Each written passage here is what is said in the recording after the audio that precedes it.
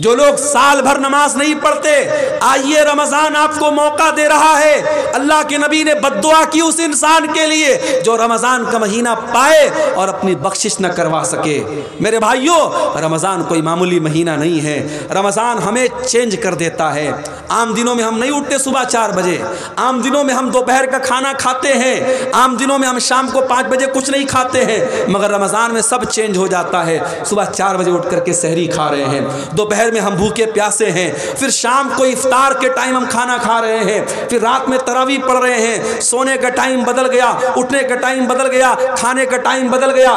رمضان ہمیں سبق دے رہا ہے کہ اگر تم چاہو تو اپنے آپ کو چینج کر سکتے ہو، اگر پریورتن لانا چاہو، اگر چینجنگ لانا چاہو، اگر پکا ارادہ کرو تو اپنے آپ کو چینج کر سکتے ہو۔ میرے پیارے ساتھیوں، رمضان میں ایک کام آپ اور کیجئے، تھوڑا اپنا تعلق قرآن سے جوڑ لیجئے۔ رمضان قرآن کا مہینہ ہے۔ میرے بھائیوں، آج اس امت کے لیے بڑے افسوس کی بات ہے، ہمارا نوجوان 1 گھنٹہ موبائل کے بغیر نہیں رہ سکتا۔ 1 گھنٹہ اگر موبائل ڈسچارج ہو جائے، نوجوان تڑپتا رہتا ہے، جلدی سے موبائل کو چارج کرو، پتہ نہیں کس کا میسج آیا ہوگا، واٹس ایپ پر کتنے لوگوں کا میسج آیا ہوگا، کتنے لوگوں کی کال آئی ہوگی۔ 1 گھنٹہ ہم موبائل کے بغیر نہیں رہ سکتے۔ میرے بھائیوں، جو نوجوان 1 گھنٹہ موبائل کے بغیر نہیں رہ سکتا، وہ نوجوان اپنے دل پر ہاتھ رکھ کر کے بتائے اس نے آخری بار قرآن کب پڑھا تھا، آخری بار آپ نے قرآن کب پڑھا تھا۔ ہمارے بہت سارے نوجوان ہیں، شاید ان کے سر شرم سے جھک جائیں، آخری بار انہوں نے رمضان میں قرآن کو چھوا تھا، اس کے بعد قرآن کو چھونے کی نوبت نہیں آئی تھی۔ یہ قرآن بھی تو اللہ کا میسج ہے، یہ قرآن بھی تو اللہ کا پیغام ہے۔ کل قیامت کے دن اللہ پوچھے گا، میرے بندے، میرا میسج تیرے گھر میں پڑا تھا، میرا پیغام تیرے گھر میں پڑا تھا، میری کتاب تیرے گھر میں پڑی تھی، تو نے کبھی نہیں سمجھا، تو نے کبھی نہیں پڑھا، تو نے کبھی غور نہیں کیا، کبھی اس قرآن کو سمجھنے کی کوشش نہیں کی۔ میرے پیارے ساتھیوں، اس قرآن کو پڑھو۔ اور آج اگر بھارت کے 25 کروڑ مسلمان یہ طے کر لیں کہ ہر مسلمان 4 قرآن غیر مسلموں تک بانٹے گا، 4 قرآن ہندی میں، بنگلہ میں، جو بھی زبان ہمارا غیر مسلم بھائی جانتا ہے اس کو پہنچائے گا، اگر بھارت کے 25 کروڑ مسلمان یہ طے کر لیں تو 100 کروڑ غیر مسلموں تک بڑی آسانی کے ساتھ قرآن کو پہنچایا جا سکتا ہے۔ میرے بھائیوں، یہ کام کرنے کا ہے، جلسے جلوس کرانا ٹھیک ہے، اس کی بھی ایک ضرورت ہے، یہ بھی بڑا اہم کام ہے، مگر یہ کام بھی کرنے کا ہے کہ آج اپنے غیر مسلم بھائیوں تک ہم قرآن کو پہنچائیں۔ اور معاف کرنا، ہم نے اور آپ نے جو یہ چسکا لگا لیا، مولانا عبدالغفار صاحب آئے تو ہم صاحب ان کے ذریعے کچھ جو ہے ہم وید کے شلوک سن لیں، گیتا کے شلوک سن لیں، مولانا جرجیت صاحب آئے ان سے ہم کچھ منتر وغیرہ سن لیں، اور چترویدی علماء تو آپ کے اس بہار بنگال میں، جھارکھنڈ میں بہت زیادہ پیدا ہو رہے ہیں، ہم چترویدی نام اور ٹائٹل لگا کر کے اپنے علماء سے، ان کے منہ سے ہم سنسکرت کے شلوک سنتے اور ہمیں بڑا مزہ آتا ہے۔ یہ کوئی مناسب بات نہیں ہے، یہ کوئی اچھی بات نہیں ہے۔ بہتر تو یہ تھا کہ آپ اپنے غیر مسلم بھائیوں کو قرآن کی آیتوں کے ذریعے سمجھاتے، جنت کے بارے میں ان کو بتاتے، جہنم کے بارے میں ان کو بتاتے۔ میرے پیارے ساتھیوں، آج کام یہ کرنے کا ہے، آج نبی کی سیرت کو عام کرنے کا موقع اور وقت ہے۔ میرے بھائیوں، آج دنیا پیاسی ہے، آج دنیا کو ضرورت ہے محمد الرسول اللہ کی تعلیم کو جاننے کی، اور ہمارا اور آپ کا تو یہ عقیدہ ہے کہ ہمارے نبی اللہ کے سچے رسول ہیں، اور ہمارا دین اللہ کا سچا دین ہے، اور جب اللہ کا سچا دین ہے تو یقین رکھو میرے بھائی، اس بات کی گارنٹی ہے کہ اس دین کے اندر اللہ تعالیٰ نے ایک اٹریکشن رکھا ہے، ایک آکرشن رکھا ہے۔ اس دین کے اندر اللہ تعالیٰ نے ہر انسان کے دل میں ایک آواز ہے، ہر انسان کی فطرت میں، اس کے نیچر میں یہ دین موجود ہے، بس ضرورت ہے اس کو باہر لانے کی۔ اگر ہمارا کوئی غیر مسلم بھائی، اگر اس کو ہم صحیح طریقے سے اسلام کے بارے میں سمجھائیں تو کچھ نہیں تو کم سے کم اس کے دماغ میں جو غلط فہمی کا نفرت ڈالا گیا ہے، جو زہر ڈالا گیا ہے، وہ انشاءاللہ دور ہو جائے گا۔ آج رسول کی عظمت کے موضوع پر یہ خطاب کرتے ہوئے میں آپ کو یہ پیغام بھی دینا چاہتا ہوں کہ اگر آپ کو اپنے رسول سے محبت ہے تو اپنے رسول کی سیرت کو آپ پڑھیے اور سمجھیے۔ ابھی آپ نے سنا ہوگا بنگلہ دیش کے ایک بہت بڑے عالم جو ہے ڈاکٹر مجیب الرحمان صاحب کا بھی حال میں انتقال ہوا، جنہوں نے بنگلہ زبان میں بڑے اہم کام کیے اور بڑی اہم کتابوں کا انہوں نے بنگلہ زبان میں ٹرانسلیشن کیا ہے۔ اور آپ کو یہ بھی پتا ہوگا کہ آپ کے اہل حدیث جماعت کے ایک بہت بڑے عالم تھے مولانا صفی الرحمان مبارک پوری رحمۃ اللہ علیہ، انہوں نے اللہ کے نبی کے جیون کے اوپر، اللہ کے نبی کی سیرت کے اوپر انہوں نے کتاب لکھی تھی، اس کتاب کا نام تھا الرحیق المختوم۔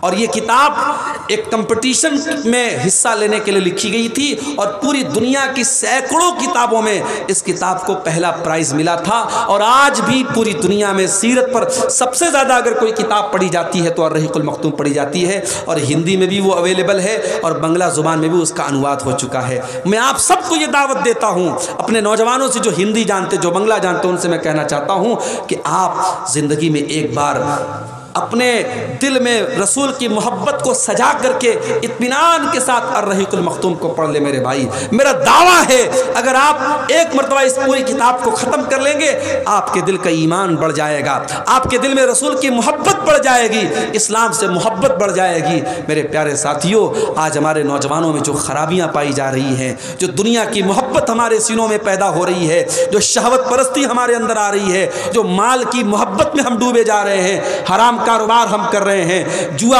اور سٹے کے نئے نئے طریقے ہمارا نوجوان اپنا رہا ہے. ابھی کٹیہار کے علاقے میں گیا, ایک صاحب بتانے لگے کوئی کمپنی آئی ہے جو بٹ کوائن وغیرہ کے نام سے پیسہ کلیکٹ کرتی ہے اور اتنا پیسہ اس میں لگاؤ, ہر مہینہ اتنا پیسہ ملے گا, اور پورا گاؤں وہ کام کر رہا ہے. اور گاؤں کی مسجد کو جو امام صاحب ہے وہ بھی لوگوں کو جوڑ رہے ہیں اور بڑے فائدے بیان کر رہے ہیں, جبکہ ہم سب جانتے ہیں کہ یہ کوئی تجارت نہیں ہے, یہ کوئی تجارت نہیں ہے, یہ حرام ہے, یہ جوا کی ایک شکل ہے کہ آپ 1 لاکھ روپیہ لگاؤ اور ہر مہینے آپ کو 5,000 روپیہ ملے. تجارت میں تو اپ ڈاؤن ہوتا رہتا ہے. تجارت میں کبھی ایسا بھی ہوتا ہے کہ آپ نے 1 لاکھ لگایا اور مہینے کا 10,000 آپ نے کما لیا, اور کبھی ایسا ہوا کہ آپ نے 1 لاکھ لگایا اور مہینے میں 1 پیسے کی بھی آمدنی نہیں ہوئی. تو تجارت ہوتی ہے.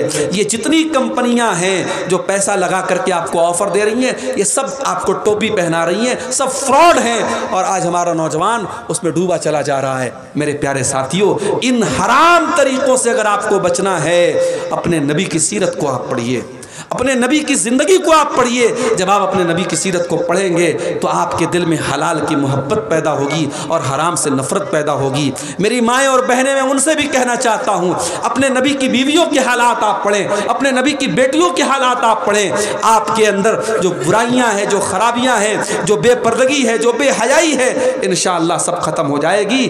آج ضرورت ہے کہ اپنے نبی کی سیرت کو ہم جانیں اور پڑھیں. اے ایمان والو, اللہ تعالیٰ کا بہت بڑا احسان ہے تمہارے اوپر, بہت بڑا کرم ہے تمہارے اوپر. اس نے اپنے آخری نبی کو تمہارے اندر بھیجا, رسولا من انفسہم, اور ایسا رسول بھیجا جو تم ہی میں سے ہے. تم کھانا کھاتے ہو, میرا نبی بھی کھانا کھاتا ہے. تم بیمار ہوتے ہو, میرا نبی بھی بیمار ہوتا ہے. تمہیں دنیا کی ضرورتیں لاحق ہوتی ہیں, میرے نبی کو بھی دنیا کی ضرورتیں لاحق ہوتی ہیں. ہم نے ایسا نبی بھیجا جو تم ہی میں سے ہے, تاکہ تمہارے لیے وہ نبی آئیڈیل بن سکے, آدرش بن سکے, نمونہ بن سکے. یتلو علیہم آیاتی, اور اس نبی کا بہت بڑا احسان یہ ہے کہ وہ قرآن کی آیتوں کو پڑھ کے تم کو سناتے ہیں. اللہ نے اگر صرف قرآن کو اتارا ہوتا, قرآن کو تم پڑھ تو لیتے, مگر قرآن کو سمجھنے کے لیے پریکٹیکل ضرورت تھی. اللہ نے اپنے نبی کو پریکٹیکل کرنے کے لیے, قرآن کو سمجھانے کے لیے اپنے نبی کو بھیجا. وہ نبی قرآن کی تھیوری بھی پڑھاتے تھے, وہ قرآن کو پڑھ کے سنایا بھی کرتے تھے, اور قرآن پر عمل کر کے بھی دکھایا کرتے تھے. وَيُزَكِّيهِمْ, اور وہ نبی تمہیں پوتر کرنے کے لیے, تمہیں پاک کرنے کے لیے, تمہیں صاف کرنے کے لیے آیا تھا. تمہارے اندر بہت ساری گندگیاں تھی. تم شراب پیا کرتے تھے, تم زنا کیا کرتے تھے, تم مردار کھایا کرتے تھے, تم غیر اللہ کے آگے سر جھکایا کرتے تھے, تم اپنی سوتیلی ماں سے شادی تک کر لیا کرتے تھے, اپنی بیٹیوں کو قتل کر دیا کرتے تھے, اپنی عورتوں پر ظلم کیا کرتے تھے, تم جوا کھیلا کرتے تھے, تم حرام کھایا کرتے تھے. وَيُزَكِّيهِمْ, اس نبی نے آ کر کے تم کو پوتر کر دیا, تمہیں پاک کر دیا, تمہیں تمام گندگیوں سے نکالا. وَيُعَلِّمُهُمُ الْكِتَابَ وَالْحِكْمَةَ, اور اس نبی کا تیسرا کام یہ ہے, وہ نبی تمہارے لیے ٹیچر بن کر کے آئے, تمہیں تعلیم دینے کے لیے آئے. وہ قرآن کے ٹیچر بن کر کے آئے, وہ حدیث کے ٹیچر بن کر کے آئے. ہمارے نبی ٹیچر تھے, معلم تھے. آپ نے ہمیں کتاب و سنت کی تعلیم دی ہے. یہ الگ بات ہے. جس نبی کو اللہ نے ٹیچر کہا، معلم کہا، اور جس نبی کے اوپر قرآن کی پہلی آیت اقرا کے ذریعے نازل ہوئی کہ اے نبی آپ پڑھیے، اس نبی کے امتیوں کا حال آج کیا ہے؟ آج بھارت کی سرزمین پر، آج بھارت کی دھرتی پر مسلمان دنیا کی تعلیم میں بھی بہت پیچھے اور دین کی تعلیم میں بھی بہت پیچھے ہے۔ مسلمانوں کی بستیوں میں آپ چلے جائیں، ڈھنگ کے اسکول نہیں، ڈھنگ کے مدرسے نہیں، کالجز نہیں، یونیورسٹیز نہیں۔ مسلمانوں کی بستیوں کی پہچان ساؤتھ سے لے کر کے نارتھ تک، اور ویسٹ سے لے کر کے ایسٹ تک، اور کشمیر سے لے کر کے کنیا کماری تک مسلمانوں کی پہچان ہے بریانی کی اور کباب کی اور پراٹھے کی اور طرح طرح کے کھانے پینے کی چیزوں سے۔ میرے بھائیوں، مسلمانوں کے علاقے کھانے پینے کے شوق سے پہچانے جاتے ہیں۔ مسلمان تعلیم کے لیے، کوچنگ سینٹر کے لیے، اداروں کے لیے اور تعلیم کے لیے بہت کم جانا جاتا ہے۔ یہ بڑے افسوس کی بات ہے۔ ہمارے نبی معلم تھے، ہمارے نبی ٹیچر تھے، ہمارے نبی دنیا کو تعلیم دینے آئے تھے، دنیا کو جہالت سے نکال کر کے علم کی روشنی دینے آئے تھے۔ ہم اس نبی کے امتی ہیں میرے پیارے بھائی۔ اس نبی کا مقام یہ ہے، اس نبی کی عظمت یہ ہے کہ اللہ تبارک و تعالیٰ نے جتنے نبیوں کو دنیا میں بھیجا، ہر نبی سے اللہ تعالیٰ نے ایگریمنٹ لیا، ہر نبی سے اللہ تعالیٰ نے وعدہ کروایا کہ اگر میرا آخری نبی تمہاری زندگی میں آئے گا تو تم میرے آخری نبی کو فالو کرو گے، میرے آخری نبی پر ایمان لاؤ گے، میرے آخری نبی کا سپورٹ کرو گے۔ اس کی دلیل کیا ہے؟ اللہ سورہ آل عمران میں فرماتا ہے وَإِذَا أَخَذَ اللَّهُ مِيثَاقَ النَّبِيِّينَ لَمَا آتَيْتُكُم مِّن كِتَابٍ وَحِكْمَةٍ۔ اللہ تعالیٰ نے تمام نبیوں سے ایگریمنٹ لیا، وعدہ لیا، اے میرے نبیوں، اے میرے رسولوں، میں نے تم کو اپنی کتاب دی ہے، میں نے تم کو نبی بنایا ہے۔ ثُمَّ جَاءَكُمْ رَسُولٌ مُصَدِّقٌ لِّمَا مَعَكُمْ۔ اے میرے نبیوں، اگر تمہاری زندگی میں ہمارا آخری نبی آ جائے جو تمہاری شریعتوں کی تصدیق کرنے والا ہوگا، لَتُؤْمِنُنَّ بِهِ وَلَتَنْصُرُنَّهُ، تو تم وعدہ کرو کہ تم میرے آخری نبی کی مدد کرو گے، تم اس کے اوپر ایمان لاؤ گے۔ قَالَ أَقْرَرْتُمْ وَأَخَذْتُمْ عَلَى ذَلِكُمْ إِصْرِي۔ اللہ نے سارے نبیوں سے یہ ایگریمنٹ لیا کہ کیا تم اس بات کا اقرار کرتے ہو، کیا تم اس بات پر حامی بھرتے ہو؟ سارے نبیوں نے کہا قَالُوا أَقْرَرْنَا، ہاں اللہ ہم اقرار کرتے ہیں۔ قَالَ فَاشْهَدُوا وَأَنَا مَعَكُمْ مِنَ الشَّاهِدِينَ، اللہ نے فرمایا تم گواہ رہنا اور میں بھی گواہ ہوں کہ اگر میرا آخری نبی تمہاری زندگی میں آ جائے تو تم اس کے اوپر ایمان لے آؤ گے۔ یہ ہمارے نبی کا مقام ہے میرے بھائی۔ اگر ہمارے نبی کی زندگی میں اگر کوئی دوسرا نبی بھی آ جاتا، اگر کسی دوسرے نبی کی زندگی میں اگر اللہ کے آخری نبی آ جاتے تو اس نبی کو بھی ہمارے نبی کی پیروی کرنا پڑتا۔ یہ مقام ہے میرے نبی کا۔ آج لوگ اپنے بزرگوں کی بات پر، اپنے پیروں کی بات پر، اپنے اماموں کی بات پر، اپنے بڑوں کی بات پر اللہ کے رسول کی بات کو ٹھکرا دیتے ہیں۔ میرے بھائیوں، ایسے لوگوں کو اپنے ایمان کی خیر منانی چاہیے۔ نبی کی بات جہاں آ جائے، نبی کا فرمان جہاں آ جائے، وہاں پھر اپنا دماغ، اپنی عقل، اپنی منطق، اپنی لاجک مت لگاؤ میرے بھائی۔ حضرت عمر فاروق کو دیکھیے، ایک مرتبہ حضرت عمر فاروق تورات کا ایک نسخہ لاتے ہیں اور اس کو اللہ کے نبی کے سامنے لا کر کے پڑھنے لگتے ہیں۔ اللہ کے نبی کا چہرہ غصے سے لال ہو جاتا ہے۔ ابو بکر صدیق کہتے ہیں کیا ہے عمر، کیا تم اللہ کے نبی کا چہرہ نہیں دیکھ رہے ہو؟ دیکھو اللہ کے رسول کتنے غصے میں ہیں۔ حضرت عمر فاروق نے جب نبی کا چہرہ دیکھا، تورات کے اس نسخے کو زمین پر ڈال دیا اور فوراً ادب کے ساتھ کہنے لگے اعوذ باللہ من غضب اللہ، میں اللہ کی پناہ چاہتا ہوں اللہ کے غضب سے۔ رضیت باللہ ربا وبمحمد رسولا وبالاسلام دینا، میں اللہ کو اپنا رب مانتا ہوں، میں محمد کو اپنا رسول مانتا ہوں، میں اسلام کو اپنا دین مانتا ہوں۔ آپ نے فرمایا والذی نفس محمد بیدہ، اے عمر اس اللہ کی قسم جس کے ہاتھ میں محمد کی جان ہے، لو بدا لکم موسیٰ، اگر آج حضرت موسیٰ بھی زندہ ہو جائیں، اگر آج حضرت موسیٰ بھی آ جائیں اور تم مجھے چھوڑ کر کے موسیٰ علیہ السلام کی پیروی کرنے لگو، لزللتم عن سواء السبیل، تو تم سیدھے راستے سے بھٹک جاؤ گے، تم صراط مستقیم سے بھٹک جاؤ گے۔ پتہ یہ چلا کہ جب نبی کے رہتے ہوئے حضرت موسیٰ علیہ السلام جیسے پیغمبر کی نہیں چل سکتی تو کسی امتی کی کیسے چلے گی میرے بھائی۔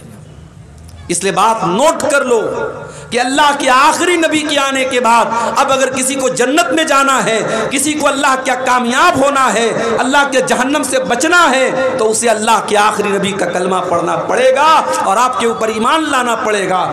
یہاں تک کہ اگر کوئی توحید کا قائل ہے، کوئی ایک اللہ کے آگے سر جھکاتا ہے، لیکن اگر وہ محمد رسول اللہ صلی اللہ علیہ وسلم کا کلمہ نہیں پڑھتا ہے تو وہ نجات نہیں پا سکتا ہے۔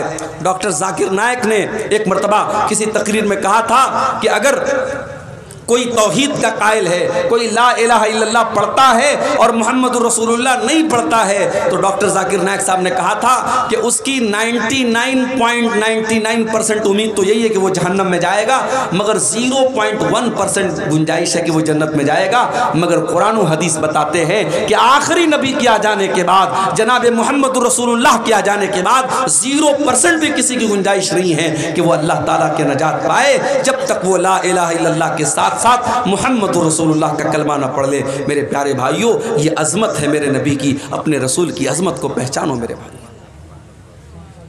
ہم جانتے ہیں مسلمان خانے کعبہ کی طرف نماز پڑھنے سے پہلے کدھر کی طرف منہ کر کے نماز پڑھتے تھے؟ بیت المقدس کی طرف۔ وہی بیت المقدس جو آج یہودیوں کے قبضے میں ہے، وہی بیت المقدس جہاں ہمارے مظلوم فلسطینی بھائیوں کو مارا جا رہا ہے، ان کے بچوں کو، ان کی عورتوں کو مارا جا رہا ہے، اسی بیت المقدس کی طرف چہرہ کر کے اللہ کے نبی نماز پڑھتے تھے۔ مگر آپ کے دل میں یہ تمنا تھی، آپ کا دل چاہتا تھا کہ اللہ تبارک و تعالیٰ خانے کعبہ کو ہمارا قبلہ بنا دے، مسجد حرام کو ہمارا قبلہ بنا دے۔ اللہ کے نبی اپنی زبان سے یہ بات نہیں کہہ رہے، آپ کے دل میں یہ ارادہ ہے، آپ کے دل کی یہ خواہش ہے، آپ کی اچھا یہ ہے۔ اللہ تعالیٰ اپنے نبی سے کتنی محبت کرتا ہے میرے پیارے ساتھیوں، جس بات کو نبی اپنی زبان پر بھی نہیں لائے، صرف نبی کے دل میں یہ ارادہ چل رہا تھا۔ اللہ نے قرآن میں فرمایا قَدْ نَرَا تَقَلُّبَ وَجْهِكَ فِي السَّمَاءِ فَلَنُوَلِّيَنَّكَ قِبْلَةً تَرْضَاهَا۔ اے نبی، جب آپ نماز پڑھتے ہیں اور بار بار آسمان کی طرف دیکھ کر کے آپ انتظار کرتے ہیں کہ اے اللہ تیرا کوئی حکم ایسا آ جائے، ہمارا قبلہ بدل دیا جائے، ہمارا قبلہ خانے کعبہ کو بنا دیا جائے، اے نبی اللہ تعالیٰ آپ کی نظر کو دیکھ رہا ہے، آپ کے دل کی خواہشات کو دیکھ رہا ہے۔ فَوَلِّ وَجْهَكَ شَطْرَ الْمَسْجِدِ الْحَرَامِ۔ اے نبی جائیے، اللہ تعالیٰ آپ کی خواہش کو پورا کر رہا ہے۔ اب آج کے بعد سے مسلمانوں کو حکم دیا جا رہا ہے، ان کو نماز میں قبلہ خانے کعبہ کو بنانا ہے، ان کو خانے کعبہ کی طرف منہ کر کے نماز پڑھنا ہے۔ یہ مقام ہے ہمارے نبی کا، ہمارے نبی کے دل کی جو خواہش تھی اللہ تعالیٰ نے اس خواہش کو پورا کر دیا میرے پیارے۔ پورا قرآن آپ اٹھائیے، اللہ نے موسیٰ علیہ السلام کا نام لیا، کہا یا موسیٰ۔ عیسیٰ علیہ السلام کو پکارا، کہا یا عیسیٰ۔ داؤد علیہ السلام کو پکارا، کہا یا داؤد۔ لیکن پورے قرآن میں کہیں پر آپ کو یا محمد نہیں ملے گا۔ اللہ نے اپنے آخری نبی کو جب بھی پکارا، یا ایوہ النبی کہا، یا ایوہ الرسول کہا، یا ایوہ المدثر کہا، یا ایوہ المزمل کہا۔ یہ عظمت ہے اس آخری نبی کی، یہ مقام ہے اس آخری نبی کا۔ اس نبی کا مقام تو یہ ہے میرے پیارے بھائیوں، جب اللہ کے نبی معراج کے سفر پہ جاتے ہیں، بیت المقدس میں آپ پہنچتے ہیں، آپ فرماتے ہیں رأیتنی فی جماعت من الانبیاء، میں نے دیکھا کہ وہاں بہت سارے انبیاء کی جماعت موجود ہے، آدم علیہ السلام موجود ہیں، ابراہیم علیہ السلام موجود ہیں، نوح علیہ السلام موجود ہیں، اسحاق علیہ السلام موجود ہیں، وہاں بہت سارے نبیوں کی جماعت کو میں نے دیکھا۔ فحانت الصلاۃ، اتنے میں وہاں نماز کا ٹائم ہو گیا۔ سارے نبیوں نے کہا آج ہمارا امام اگر کوئی ہے تو جناب محمد رسول اللہ صلی اللہ علیہ وسلم ہے۔ سارے نبیوں نے اللہ کے نبی کو امامت کے لیے آگے بڑھایا، فَأَمَمْتُهُمْ، اور اللہ کے نبی نے ان سارے نبیوں کو نماز پڑھائی۔ یہ ہے ہمارے نبی کی عظمت، نبیوں کی امامت آپ نے کرائی ہے، آپ نبیوں کے امام ہیں، امام الانبیاء ہیں، امام کائنات ہے میرے پیارے ساتھیوں۔ ہمارے نبی کی شان یہ ہے کہ آپ اللہ کے آخری نبی ہیں، آپ کے بعد اب دنیا میں جو بھی نبی بننے کا دعویٰ کرے گا وہ مکار مانا جائے گا، وہ دجال مانا جائے گا، وہ جھوٹا مانا جائے گا۔ اللہ کے نبی کے بعد اب کوئی نبی نہیں آ سکتا۔ ما کان محمد ابا احد من رجالکم ولکن رسول اللہ وخاتم النبیین۔ محمد تم میں سے کسی مرد کے باپ نہیں ہے۔ کیا مطلب؟ اللہ کے نبی کے جتنے لڑکے پیدا ہوئے، جتنے بیٹے پیدا ہوئے، سب بچپن میں انتقال کر گئے۔ کوئی لڑکا آپ کا جوان نہیں ہوا، کوئی بیٹا آپ کا جوان نہیں ہوا۔ ہاں ایک بچے کو آپ نے پالا تھا، کوئی اس کا نام بتا سکتا ہے؟ ایک بچے کو آپ نے پالا تھا، ان کا نام تھا زید بن حارثہ رضی اللہ تعالیٰ عنہ۔ ان کی آپ نے پرورش کی تھی، اور اس زمانے میں دستور یہ تھا کہ اگر کوئی کسی بچے کو پال لیتا تھا تو وہ اس کے سگے باپ، اس کا سگا باپ مانا جاتا تھا، اور ولدیت میں اسی کا نام لیا جاتا تھا۔ جب حضرت زید جوان ہوئے تو لوگ ان کو زید بن محمد کہنے لگے، اللہ کے نبی کا بیٹا کہنے لگے۔ حضرت زید کی شادی ہوتی ہے حضرت زینب کے ساتھ، میاں بیوی میں بن نہیں پاتی ہے، طلاق ہو جاتی ہے۔ جب وہ اپنی بیوی کو طلاق دے دیتے ہیں، اللہ تعالیٰ حکم دیتا اپنے آخری نبی کو کہ اے نبی اب آپ زینب سے شادی کر لیں۔ بڑے غور سے سننا، اس زمانے کے دستور کے مطابق حضرت زید اللہ کے نبی کے بیٹے کی حیثیت رکھتے تھے، اور ان کی بیوی اللہ کے رسول کی بہو کی حیثیت رکھتی تھی، اور اللہ نے حکم دے دیا کہ اے میرے نبی آپ کو ہم حکم دے رہے ہیں آپ زینب کے ساتھ شادی کر لیں۔ اللہ کے نبی بھی ڈر گئے، آپ کو بھی لگا کہ لوگ کیا کہیں گے کہ میں نے بہو کے ساتھ شادی کر لی۔ اللہ نے فرمایا وَتَخْشَى النَّاسَ وَاللَّهُ أَحَقُّ أَن تَخْشَىٰ۔ اے نبی جب ہم نے حکم دے دیا تو لوگوں سے ڈرنے کی ضرورت نہیں ہے، اللہ سے ڈرو۔ اے نبی ہمارا حکم ہے، آپ کو کسی کی پرواہ کرنے کی ضرورت نہیں ہے، آپ زینب سے نکاح کر لیں۔ اور دنیا نے یہ منظر دیکھا، اللہ کے نبی نے زینب رضی اللہ تعالیٰ عنہ سے نکاح کیا، یہودیوں نے، منافقوں نے بدتمیزی کرنا شروع کر دیا، کہا کہ صحابیوں نے اپنی بہو سے نکاح کر لیا، اپنے بیٹے کی مطلقہ سے نکاح کر لیا۔ اب اللہ تعالیٰ اپنے نبی کا ڈیفنس کر رہا ہے۔ پتہ یہ چلا کہ اگر کبھی تمہارے نبی پر کوئی کیچڑ اچھالے، تمہارے نبی پر کوئی اعتراض کرے، تمہارے نبی کو کوئی برا بھلا کہے، تو اپنے نبی کا ڈیفنس کیا کرو۔ یہ اللہ کی سنت ہے، یہ اللہ کا طریقہ ہے کہ نبی کا ڈیفنس کیا جائے، نبی کے کیریکٹر کو واضح کیا جائے۔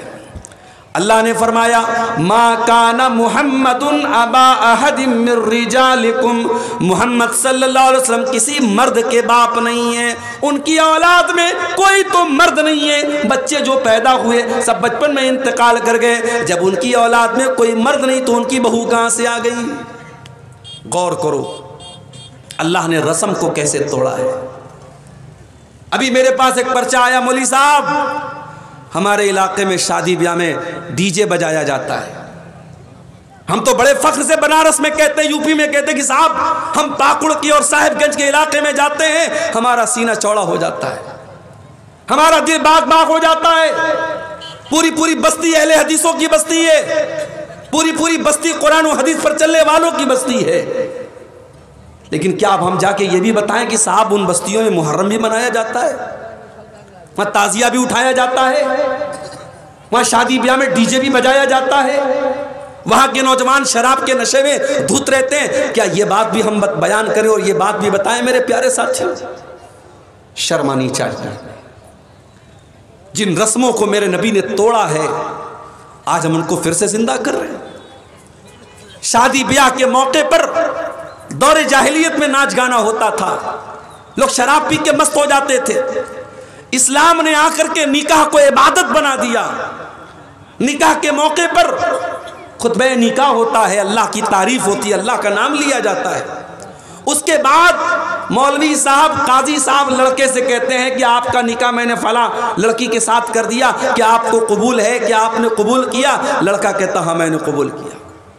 اسلام نے تو نکاح کو عبادت بنا دیا، نکاح کو برکت کی چیز بنا دیا، اور ہم ڈی جے بجا کر کے اور اپنے گھر کی عورتوں کو نچا کر کے اور ان سے گانا ان کے منہ سے نکلوا کر کے ہم اس نکاح کو کی برکت کو ختم کر رہے ہیں۔ میرے بھائی، شرم آنی چاہیے ہمیں اور آپ کو۔ میرے نبی رسم کو توڑنے کے لیے آئے تھے۔ اس زمانے کی بہت بڑی رسم تھی کہ اگر کوئی کسی بچے کو اپنا بیٹا بنا لیتا تھا، منہ بولا بیٹا کہہ لیتا تھا، اس کو اڈاپٹ کر لیتا تھا، اس کی پرورش کر لیتا تھا، اس کا سگا بیٹا مانا جاتا تھا۔ اللہ نے یہ رسم توڑی اور اپنے نبی سے کہا کہ آپ زینب سے نکاح کر لیجیے۔ اللہ نے فرمایا محمد کسی مرد کے باپ نہیں ہے۔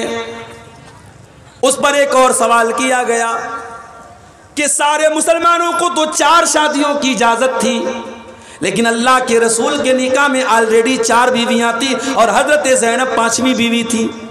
ایک اعتراض یہ بھی کیا گیا سارے مسلمان تو 4 شادیاں ہی کر سکتے ہیں، یہ اللہ کے نبی 5ویں شادی کیوں کر رہے ہیں؟ فرمایا وَلَٰكِن رَّسُولَ اللَّهِ، وہ اللہ کے رسول ہیں، تم ان کو اپنے جیسا مت سمجھو، اپنے اوپر قیاس مت کرو، وہ اللہ کے حکم سے کر رہے ہیں۔ وہ 5 نکاح کیا وہ 9 نکاح کر سکتے ہیں؟ تمہیں اعتراض کرنے کا کوئی حق حاصل نہیں ہے۔ ایک اور اعتراض کیا گیا کہ اگر شادی کرنی ہی تھی کوئی اور کر لیتا، ابو بکر کر لیتے، عمر کر لیتے، عثمان کر لیتے، علی کر لیتے، کوئی صحابی کر لیتے، اللہ کے نبی کو اپنے منہ بولے بیٹے کی متعلقہ سے نکاح نہیں کرنا چاہیے تھا۔ یہ اعتراض بھی لوگوں نے کیا۔ فرمایا وَخَاتَمَ النَّبِيِّينَ، میرا نبی تو آخری نبی ہے، میرے نبی کے اوپر تو نبوت کی مہر لگائی جا چکی ہے، اب آپ کے بعد کوئی نبی آنے والا نہیں ہے۔ اگر آپ رسم و رواج کو نہیں توڑیں گے، اگر آپ رسم و رواج کو ختم نہیں کریں گے تو کون ختم کرے گا؟ افسوس کی بات ہے میرے بھائیوں، جو نبی رسم و رواج کو توڑنے کے لیے آئے تھے، آج اس نبی کے امتی رسم و رواج میں ڈوبے پڑے ہیں۔ جہیز کی گندگی آج آپ کے اس اہل حدیث سماج میں اور آپ کے اس انصاری سماج میں پائی جاتی ہے۔ باقاعدہ ڈیمانڈ ہوتی ہے، لڑکی والوں سے باقاعدہ ڈیمانڈ ہوتی ہے۔ لڑکی سسرال آتی ہے، قدم قدم پہ تانے دیے جاتے ہیں، تو کیا لے کے آئی، تیرے باپ نے کیا دیا تجھے؟ ساس تانا دیتی ہے، سسر تانا دیتا ہے۔ یہ ہمارے سماج کا یہ حال ہے میرے پیارے بھائیوں۔ آج یہی وجہ ہے کہ آج بیٹیاں بوجھ بن گئی ہیں۔ آج بیٹیاں کیوں ماں کے پیٹ میں کیوں ماری جا رہی ہیں؟ کیوں ہاسپٹلوں کے ڈسٹ بین میں بچیاں پائی جا رہی ہیں؟ کیوں بھارت میں ہر منٹ میں ایک بچی قتل ہو رہی ہے؟ اگر آپ اس کے ریزن پر غور کریں گے، اس کے اسباب پر غور کریں گے، بہت بڑی وجہ یہ جہیز نام کا ناسور ہے۔ ایک لڑکی جب پیدا ہوتی ہے، باپ کی پیشانی پر بل آ جاتا ہے، ماں کی پیشانی پر چنتا کی لکیریں آ جاتی ہیں۔ کیوں؟ جب بیٹی آتی ہے تو ذمہ داری بن کے آتی ہے، ماں باپ کو لگتا ہے اس کے جہیز کا انتظام کرنا پڑے گا۔ ابھی اتر پردیش کے سدھارتھ نگر میں میرا پروگرام تھا، اتفاق سے رات میں 9 بجے میں پہنچا، ایک نکاح کی تقریب تھی، نکاح کا فنکشن تھا۔ مجھ سے لوگوں نے کہا مولانا آپ بڑے موقع سے آئے ہیں، نکاح پڑھا دیجئے۔ ایک ڈاکٹر صاحب ہیں، اپنی جماعت کے ہیں، لڑکی والے بھی اہل حدیث ہے، لڑکا والا بھی اہل حدیث ہے، آپ نکاح پڑھا دیجئے۔ میں نے نکاح پڑھا دیا۔ نکاح پڑھانے کے بعد میں ایک صاحب کہنے لگے مولانا آپ نے نکاح تو پڑھا دیا، آپ کو معلوم ہے اس نکاح میں جہیز کتنا ملا ہے؟ میں نے کہا مجھے تو نہیں معلوم۔ کہا کہ لڑکا چونکہ ڈاکٹر ہے تو 5 لاکھ روپیہ کیش اور 10 لاکھ کی گاڑی اس کو ملی ہے۔ 5 لاکھ روپے کیش اور 10 لاکھ روپے کی گاڑی لڑکی والوں سے باقاعدہ ڈیمانڈ کر کے لیا گیا ہے۔ تو میں نے کہا اس کا مطلب لڑکی والے بہت پیسے والے لوگ ہیں، بہت بڑے لوگ ہیں؟ کہا نہیں مولوی صاحب، زمین بیچ کر کے لڑکی والوں نے یہ کام کیا ہے۔ اللہ اکبر، ہم اس لیول پر پہنچ گئے۔ ایک لڑکی کا باپ اپنی لڑکی کی شادی کرنے کے لیے اپنا گھر بیچے، اپنی زمین بیچے، اپنی کڈنی بیچے، اپنا جسم بیچے، اور اس کے بعد وہ لڑکی کی شادی کرے۔ میرے پیارے ساتھیوں، اللہ کی قسم یہ میرے نبی کا طریقہ نہیں ہے، یہ میرے نبی کو اسوہ نہیں ہے۔ میرے نبی نے بیٹیوں کو بوجھ نہیں بنایا ہے، میرے نبی نے تو بیٹیوں کو رحمت بنایا تھا، میرے نبی نے تو بیٹیوں کو رحمت بتایا تھا۔ میرے نبی نے جو طریقہ بتایا ہے اس طریقے میں کبھی لڑکی کے باپ کو کسی کے دروازے پہ جا کے بھیک مانگنے کی ضرورت ضرورت نہیں ہے، کسی بینک سے لون لینے کی ضرورت نہیں ہے۔ اسلام نے تو لڑکی کے باپ پر کسی بھی طریقے کی دعوت بھی نہیں رکھی ہے، دعوت بھی دے گا تو لڑکے کا باپ دے گا، ولیمہ کا انتظام لڑکے والا کرے گا۔ لیکن آج افسوس کی بات یہ ہے، ہم اہل حدیث بھی ہیں صاحب، ہم بڑے پکے مسلمان بھی ہیں، ہم جو ہے بہت اپنے آپ کو دیندار بھی کہہ رہے ہیں، اور یہ ساری گندگیاں آج ہمارے اندر ہیں۔ میرے پیارے ساتھیوں، اس نبی کا کلمہ پڑھتے وقت ہمیں سوچنا چاہیے، اس نبی سے اپنا نام جوڑتے وقت ہم سوچنا چاہیے کہ وہ نبی کیسے تھے اور ہم کیسے۔ میرے پیارے ساتھیوں، اس نبی کی عظمت جانتے ہو؟ اللہ نے فرمایا لقد جاءکم رسول من انفسکم عزیز علیہ ما عنتم۔ اے مسلمانوں، تم اللہ کا شکریہ ادا کرو، اللہ نے تم کو اتنا پیارا رسول دیا، اتنا پیارا رسول دیا، عزیز علیہ ما عنتم۔ جب تمہیں تکلیف پہنچتی ہے، میرے نبی کو برا لگتا ہے، تمہاری تکلیف میرے نبی کے دل کو چوٹ پہنچاتی ہے، تم تکلیف میں پڑتے ہو اور درد میرے نبی کو ہوتا ہے۔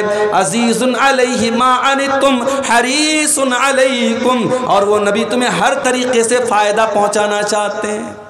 ہمارے نبی کا مشن ایک تھا میرے بھائی، لوگوں کا کیسے فائدہ ہو جائے، لوگوں کا کیسے بھلا ہو جائے، لوگ کیسے جہنم کی آگ سے بچ جائیں، یہی مشن تھا میرے نبی کا۔ طائف میں پتھر کیوں کھائے آپ نے؟ آپ کے اوپر نماز کی حالت میں آپ کا گلا دبانے کی کوشش کی گئی، آپ کی گردن پر گندگی لا کے ڈالی گئی، آپ کو شاعر کہا گیا، آپ کو پاگل کہا گیا، آپ کو جادوگر کہا گیا، آپ کو مکہ سے نکلنے پر مجبور کیا گیا، آپ سے جنگ لڑی گئی، جنگ احد میں آپ کے دانت توڑے گئے، آپ کا چہرہ لہو لہان ہو گیا، آپ زخمی ہو گئے، آپ کو زہر دیا گیا۔ یہ ساری تکلیفیں میرے نبی نے کس لیے برداشت کی میرے بھائی؟ کیا نعوذ باللہ میرے نبی کو شہرت چاہیے تھی؟ میرے نبی کو دنیا کی دولت چاہیے تھی؟ میرے نبی کو دنیا میں نام کمانا تھا؟ نہیں، میرے نبی کا ایک ہی مشن تھا، فَلَعَلَّكَ بَاقِعٌ نَفْسَكَ عَلَىٰ آثَارِهِمْ إِن لَّمْ يُؤْمِنُوا بِهَٰذَا الْحَدِيثِ أَسَفًا۔ اے نبی، آپ کو تو بس ایک بات کی چنتا ہے، ایک بات کی فکر ہے، لوگ کیسے ایمان لے آئیں۔ اے نبی، اس چنتا میں، اس فکر میں کہیں آپ اپنے آپ کو ختم نہ کر لیں، کہیں آپ اپنے آپ کو ہلاک نہ کر لیں۔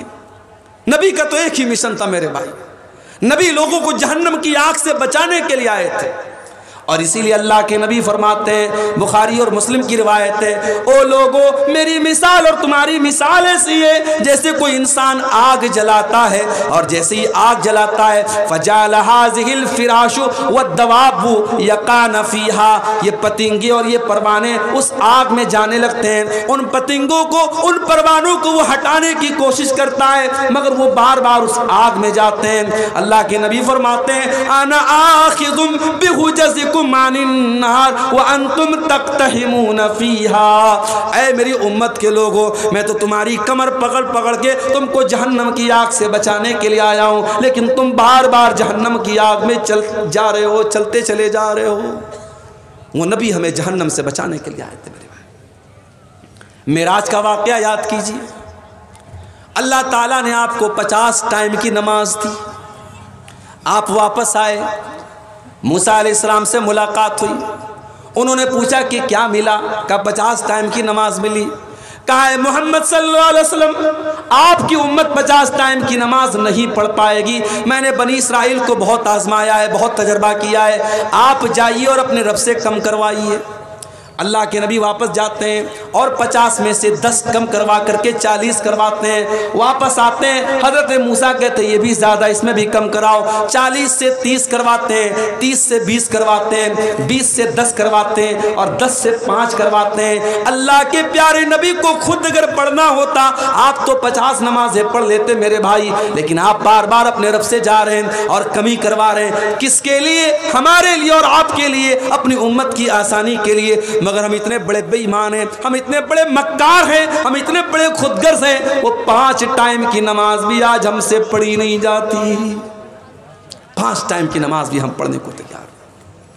ہمارا نوجوان بیچارہ رات کو 2-2 بجے تک موبائل میں لگائے، صبح فجر کی اذان ہو رہی ہے، الصلاۃ خیر من النوم کی آواز اس کے کانوں تک پہنچ رہی ہے، مگر شیطان اس کے کان میں پیشاب کر چکا ہے، اس کا کان شیطان کا موترالے بن چکا ہے، اس کے کان میں شیطان موت چکا ہے، پیشاب کر چکا ہے، اس کو سلا چکا ہے۔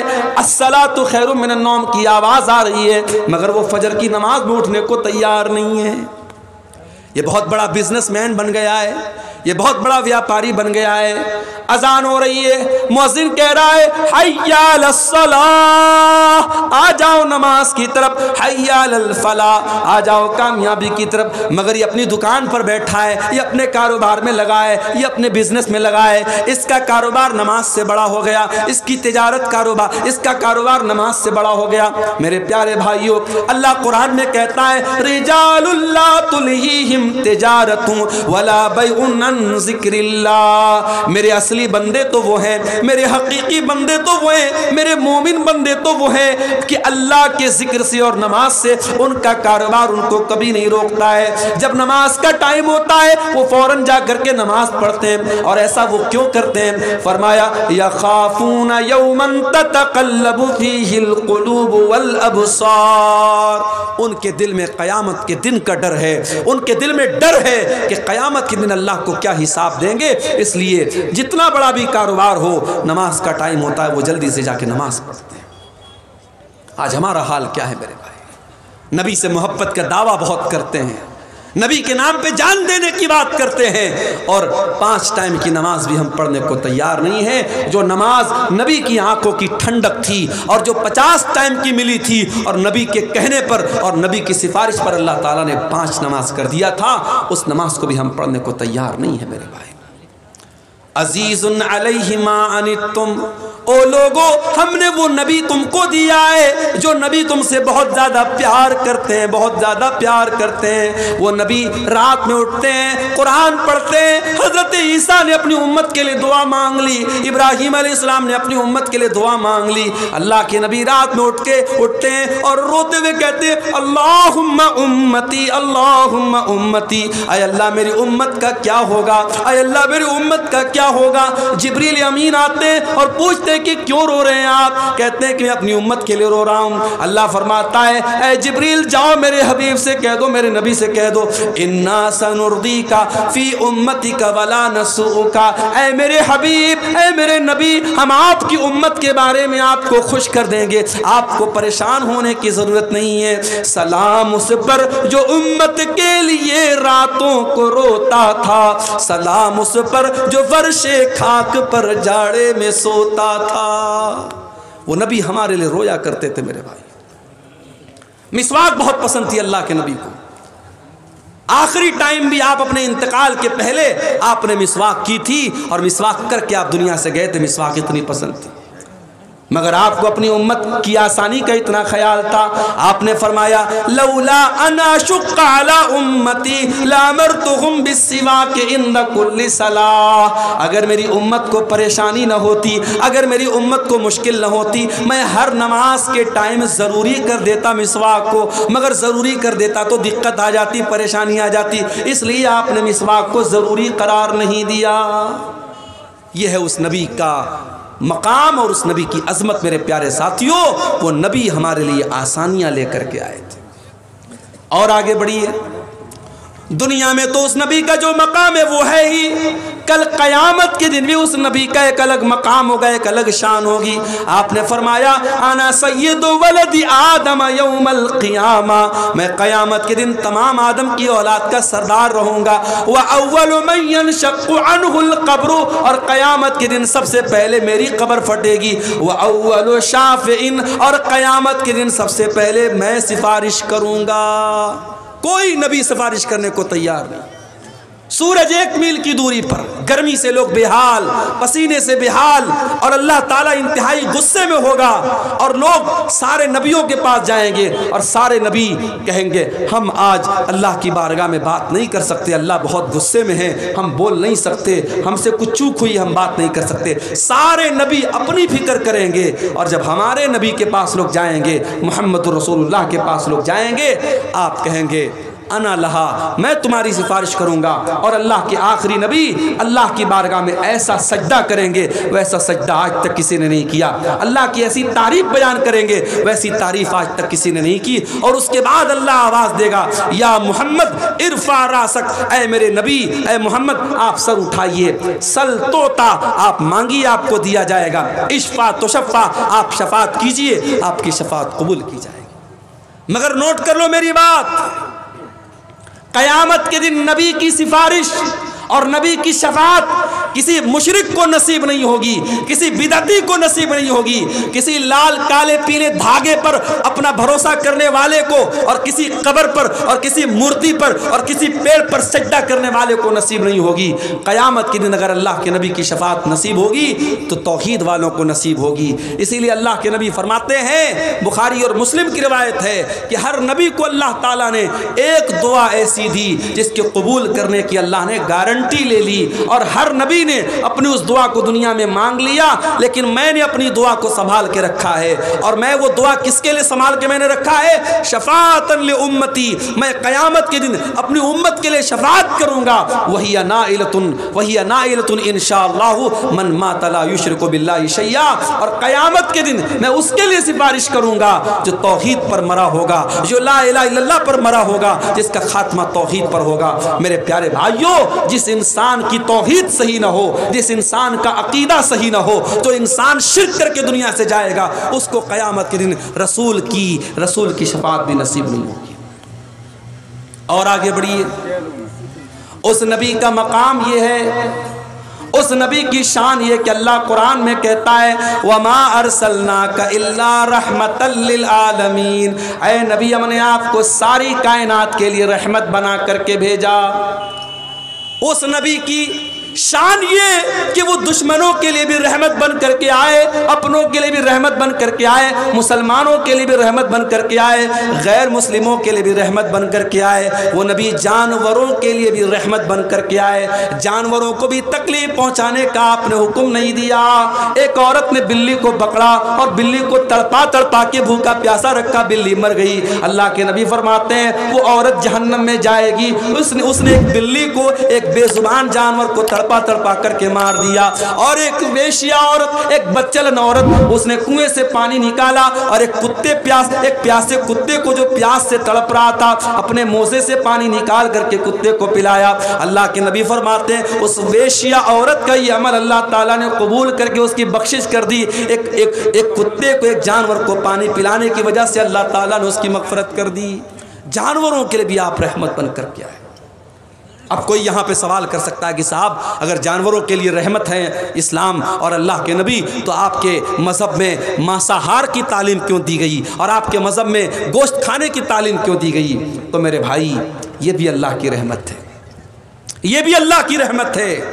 اس نے جن حلال جانوروں کو ہمارے لیے حلال بنایا ہے، ہمارے کھانے کے لیے خوراک بنایا ہے، انہی جانوروں کو ہم کھاتے ہیں، ہم کسی حرام جانور کو نہیں کھاتے ہیں۔ یہ بکرا بکری ہے، بھیڑا وغیرہ ہے، یہ جتنے بھی حلال جانور ہیں ہم انہی جانوروں کا گوشت کھاتے ہیں، اور جو حرام جانور ہیں ہم ان کو ٹچ نہیں کرتے ہیں۔ اور حلال بھی ہم اللہ کا نام لے کے جب ہم ذبح کرتے ہیں تب حلال ہوتا ہے۔ ایسا نہیں کوئی بکرا اگر مرا پڑا ہو، جنگل میں مرا پڑا ہو، ہم نہیں کھا سکتے جب تک اللہ کا نام لے کر اسلامی طریقے سے اس کو ذبح نہ کیا گیا ہو، ہم اس کو نہیں کھا سکتے ہیں۔ اور جب ہم جانور کو ذبح کرتے ہیں تو میڈیکل سائنس یہ کہتا ہے کہ جو جھٹکے سے مارتے ہیں جانوروں کو، اس میں جانور کو بہت تکلیف ہوتی ہے۔ اور جو اسلام کا طریقہ ہے کہ اس کی جو رگیں، جو اسلام نے جو رگیں بتائی ہیں، اور ان رگوں کے اوپر جب چھری چلائی جاتی ہے تو جانور کی جان جو ہوتی ہے بہت آسانی سے نکلتی ہے۔ اور اسی لیے اللہ کے نبی فرماتے ہیں جب تم جانور کو ذبح کرو تو اچھے طریقے سے ذبح کرو، چھری کو تیز کر لو، جانور کو تڑپا تڑپا کے مارنے کی اسلام تعلیم نہیں دیتا ہے۔ میرے پیارے ساتھی، میرے نبی تو بے جان چیزوں کے لیے بھی رحمت بن کر کے آئے۔ آپ ایک کھجور کے تنے پر کھڑے ہو کر کے خطبہ دیا کرتے تھے۔ ایک عورت کی نظر پڑ گئی جو اللہ کے نبی کے خطبے میں آیا کرتی تھی۔ اس نے دیکھا کہ اللہ کے نبی کھجور کے تنے پر کھڑے ہو کر کے خطبہ دے رہے ہیں۔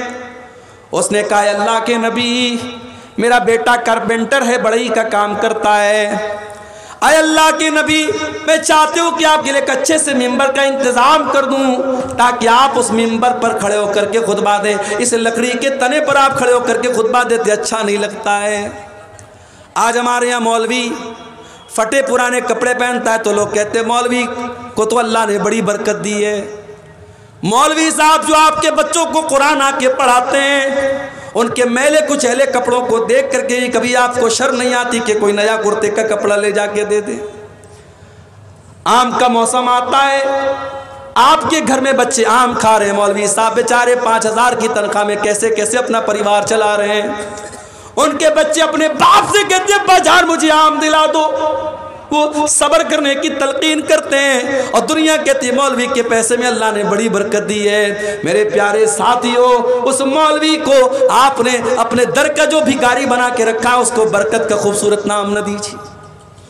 معاف کرنا میرے بھائیوں بات کڑوی ہے مگر بات یہی سچ ہے کہ ہم ان علماء کو خوشحال دیکھنا نہیں چاہتے ہیں. اگر مولوی اچھا لائف اسٹائل اختیار کر لے اچھا کپڑا پہننے لگے مولوی حلال طریقے سے اگر گھر مکان بنا لے اور سواری کا انتظام کر لے تو اس پر بھی لوگ انگلی اٹھاتے کہ مولوی کے پاس اتنا پیسہ کہاں سے آ گیا. یہ سوچ ہے ہماری قوم کی. یہ اپنے علماء کو اور اپنے رہنماؤں کو خوشحال نہیں دیکھنا چاہتی. یہ چاہتی ہے یہ آ کر کے ہم سے چندہ مانگتے رہے ہمارے در کے فقیر اور محتاج بنے رہے. لاک ڈاؤن میں ہم نے دیکھا کتنی مسجدوں میں امام جن کو 8,000 10,000 تنخواہ دی جاتی تھی مدرسوں میں پڑھانے والے ٹیچر جن کو 8-10 ہزار کی تنخواہ دی جاتی تھی اور اس تنخواہ سے ان کا گھر پریوار چلا کرتا تھا.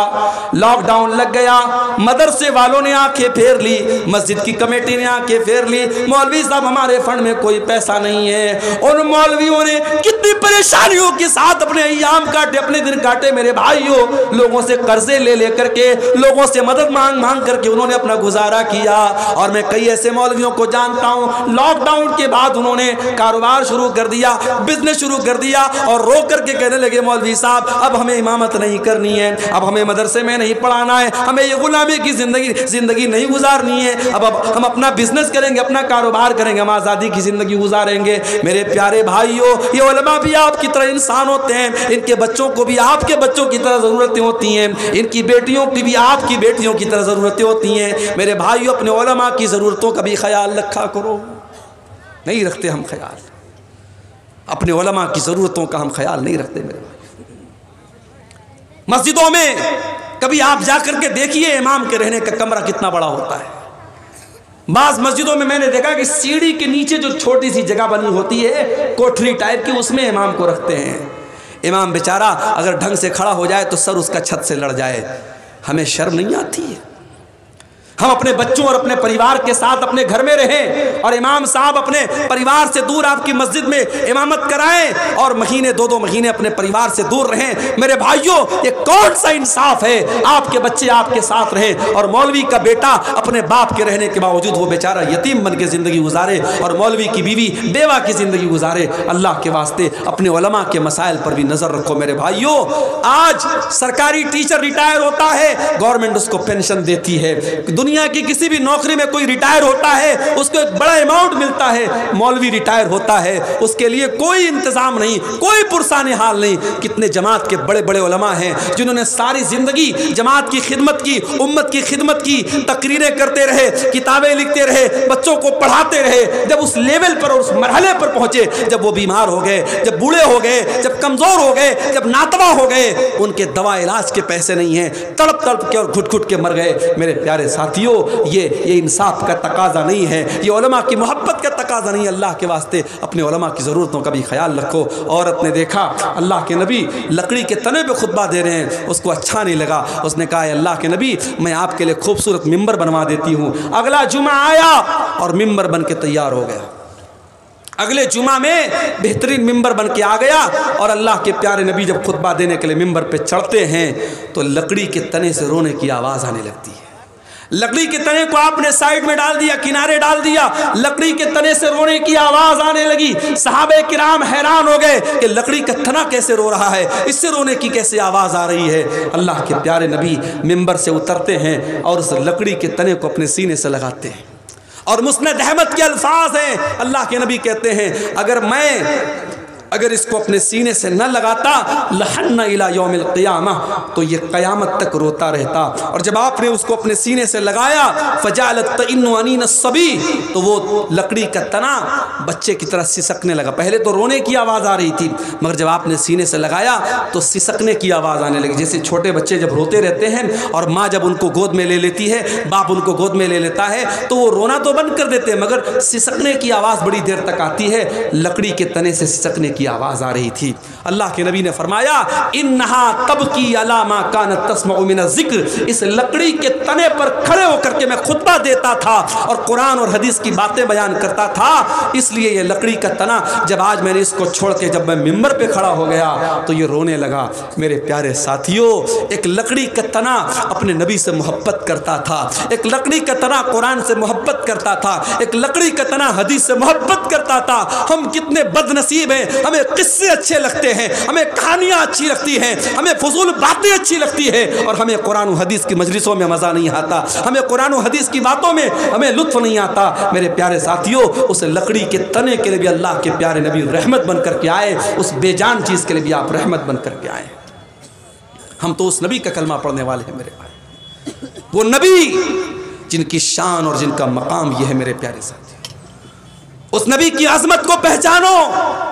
آج دنیا اس نبی کو گالیاں دے رہی ہے، فیس بک اٹھاؤ، اس نبی کے بارے میں کتنے گندے گندے جملے لوگ استعمال کرتے ہیں، اور ہمارا نوجوان یہ بیچارہ نشے میں ڈوبا ہوا ہے، یہ سوشل میڈیا پر لڑکیوں سے چیٹنگ میں لگا ہے، اور ہماری قوم کی بیٹیاں یہ فیس بک اور انسٹاگرام پر اپنی بے پردگی اور بے حیائی کا اظہار کر رہی ہیں۔ ارے تمہارے ایمان کی غیرت کہاں مر گئی؟ تمہارے نبی کی محبت کہاں مر گئی؟ اگر تمہیں اپنے نبی سے پیار ہوتا، اپنے نبی سے محبت ہوتی، تو تم سوشل میڈیا پر یہ جو طوفان بدتمیزی مچایا جا رہا ہے، تمہارے نبی کے اوپر جو یہ کیچڑ اچھالے جا رہے ہیں، تم علم حاصل کرتے، تم انگلش سیکھتے، تم قرآن پڑھتے، تم نبی کی سیرت پڑھتے اور ان لوگوں کا منہ توڑ جواب دیتے۔ مولانا ثناء اللہ امرتسری رحمۃ اللہ علیہ، اللہ ان کی قبر کو نور سے بھر دے، ان کے دور میں ایک آریہ سماجی نے کتاب لکھی، اللہ کے نبی پر بڑے گندے گندے حملے کیے، بڑے گندی گندی باتیں لکھی، اور کتاب کا نام رکھا رنگیلا رسول۔ رنگیلا رسول کے نام سے کتاب لکھی، آج بھی انٹرنیٹ پر وہ کتاب موجود ہے ہندی زبان میں، مگر مولانا ثناء اللہ امرتسری کبھی موقع چوکتے نہیں تھے۔ اسلام پر جب بھی کوئی حملہ ہوتا تھا اور نبی کی شان پر جب کوئی حملہ ہوتا تھا، مولانا ثناء اللہ امرتسری فوراً اس کا جواب دیتے تھے۔ شمشیر بے نیام تھے وہ، انہوں نے مقدس رسول کے نام سے کتاب لکھی۔ میرے پیارے ساتھیوں، آج کبھی اپنے دلوں کو ٹٹولو اور اپنے گریبانوں میں جھانکو کہ آج اسلام سے محبت کا ہم نام لیتے ہیں، اسلام کا ڈیفنس کرنے کے لیے ہم کتنے تیار ہیں۔ میرے پیارے ساتھیوں، اگر نبی سے محبت ہے تو نبی کا ڈیفنس بھی کیا کرو، نبی کا دفاع بھی کیا کرو، نبی کی سیرت کو دنیا کے سامنے بیان بھی کیا کرو۔ رمضان کا مہینہ آگے آ رہا ہے اور ہم اور آپ، اللہ نے ہمیں یہ موقع دیا ہے، ہماری زندگی میں ایک اور رمضان آ رہا ہے۔ پچھلے رمضان میں آپ کو یاد ہوگا، آپ کے اسی گاؤں میں بہت سارے لوگ رمضان میں آپ کے ساتھ روزہ رکھتے تھے، مسجد میں تراویح کی نماز پڑھتے تھے، آپ کے ساتھ افطار کرتے تھے، آپ کے ساتھ سحری کرتے تھے، مگر آج وہ ہمارے بیچ میں نہیں ہیں، اللہ کو پیارے ہو چکے ہیں، انتقال ہو چکا ان کا، اللہ کے پاس چلے گئے، مگر ہم ابھی زندہ ہیں، ہم اور آپ زندہ ہیں، اور اللہ تعالیٰ ہمیں ایک اور رمضان دے رہا ہے۔ یہ بڑا اچھا موقع ہے میرے بھائی کہ اپنے حالات کو ہم سدھار لیں، اپنی کمیوں کو ٹٹول لیں۔ جو شرابی کہتا ہے کہ شراب نہیں چھوٹ رہی ہے، میں دعوے کے ساتھ کہتا ہوں سچے دل سے، اگر وہ صرف رمضان میں یہ طے کر لے میں شراب کو ہاتھ نہیں لگاؤں گا، سچے دل سے اللہ سے تڑپ تڑپ کے دعا کرے کہ اللہ اس گندگی سے مجھے بچا لے، اگر وہ رمضان کی پہلی تاریخ سے رمضان کی آخری تاریخ تک شراب کو ہاتھ نہ لگائے، اگر اس کی توبہ سچی ہے، اس کی نیت سچی ہے، اس کے دل کا ارادہ پکا ہے، انشاءاللہ رمضان کے بعد بھی وہ شراب کو ہاتھ نہیں لگائے گا۔ میرے پیارے ساتھیوں، دعا کیجئے اللہ تعالیٰ سے رب العالمین ہمیں اپنے نبی سے صحیح اور سچی محبت کرنے کی توفیق عطا فرمائے۔ رب العالمین ہمارے دلوں میں जो बिगाड़ है, जो बुग़्ज़ व अदावत है, जो लालच है, जो माल की मोहब्बत है, अल्लाह ताला उसको ख़त्म करके अपने हमारे दिलों में अपने नबी की सच्ची मोहब्बत पैदा फरमा दे। आइंदा आने वाले रमज़ान के महीने का हक़ अदा करने की अल्लाह ताला हम सबको तौफ़ीक़ अता फ़रमाए। रमज़ान के महीने के रोज़े, तरावी की नमाज़, कुरान की तिलावत, दुआ और अज़कार की पाबंदी करने की अल्लाह ताला हम सबको तौफ़ीक़ अता फ़रमाए। रब्बुल आलमीन जिस मदरसे के लिए आज का ये प्रोग्राम हुआ है, इस मदरसे को दिन दूनी रात चौगुनी तरक्की अता फ़रमाए। जो उलमा यहाँ तशरीफ़ लाए, दूर दराज से सफ़र करके आए हैं, अल्लाह उन उलमा के आने जाने को कबूल फ़रमाए। रब्बुल आलमीन हम सबको कहने सुनने से ज़्यादा अमल की तौफ़ीक़ अता फ़रमाए। आमीन व आखिर दावाना अल्हम्दुलिल्लाहि रब्बिल आलमीन। वस्सलामु अलैकुम व रहमतुल्लाहि व बरकातुहू। माशाअल्लाह।